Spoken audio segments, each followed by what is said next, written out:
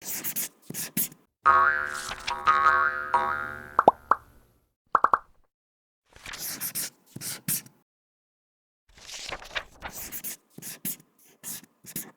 long, long time ago, there was a man named Jonah. One day, God spoke to Jonah. Go to the wicked city of Nineveh and preach against it. Nineveh was far away in enemy's land. Jonah's people, the Israelites, God's chosen, were enemies with the people of Nineveh. Jonah wanted God to destroy them, not save them. Jonah shut his heart to the Lord and did not obey. Jonah went to the seaport to run far, far away on a ship. He decided to go the other way. The Lord told the biggest and meanest storm to follow Jonah. The storm was so big, the sailors were afraid the ship would sink. They threw the cargo overboard to lighten the ship and prayed to their own false gods. Nothing they did seemed to work. The captain found Jonah below deck in a deep sleep. How can anyone sleep through this? Thought the captain. Oh, Jonah, running away is very hard. The storm was getting bigger and bigger and bigger. The sailors knew their gods were not answering them. Which one true God is responsible for this storm? Jonah told them, "My God, the one true God, is causing the storm. You must throw me overboard into the sea and the storm will stop." Instead, the sailors tried to row back to land, but the storm grew even bigger and bigger. So they cried out to Jonah's God, "O Lord, please do not punish us for taking this man's life. For you, O Lord, you can do anything." The sailors finally threw Jonah overboard and the raging sea grew calm. At this the men greatly feared God, made burnt sacrifices to the Lord, and promised to worship the Lord. Jonah was sinking into the cold black sea. The Lord called a great big fish to swallow Jonah, and Jonah was inside the fish 3 days and 3 nights. From deep inside the fish, in pain, scared, and near his grave, Jonah called to the Lord.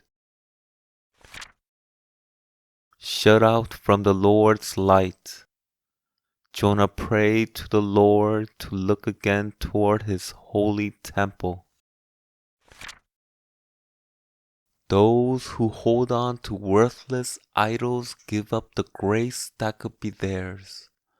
But I, with a song of thanksgiving, will sacrifice to you. Salvation comes from the Lord. And the Lord commanded the fish, and it vomited Jonah onto dry land. God spoke to Jonah a second time. Go to the great city of Nineveh and proclaim to it the message I give you. God was giving Jonah a second chance. Jonah did what God asked of him. He made his way into the great big city. The people of Nineveh did not know God. They held on to their worthless idols and were very busy with themselves. Jonah shouted, 40 more days and your city will be destroyed." But upon hearing Jonah's word from God, the people of Nineveh believed the Lord, prayed for forgiveness, and were very sorry for their evil ways. When God saw what they did and how they apologized for their evil ways, He felt love for them, felt sorry, and did not destroy them. Jonah prayed to the Lord, "O Lord, isn't this what I said back home? Why I wanted to run away? I know you are full of love and forgiveness. I knew you would change your mind about destroying such evil people. Why did you make me come here? Now, O Lord, please just let me die." But the Lord replied, "Have you any right to be angry?" Jonah left the city and sat on a hill, made a shelter for the sun, and watched if perhaps something might happen to the city. But nothing happened. "Worst show ever," pouted Jonah. Jonah's anger would not go away. The sun was so hot, but he continued to wait. Then the Lord provided a vine and made it grow up over Jonah to give shade for his head, to ease his pain. Jonah liked the vine very much, but at dawn the next day God provided a worm, which chewed the vine so that it withered.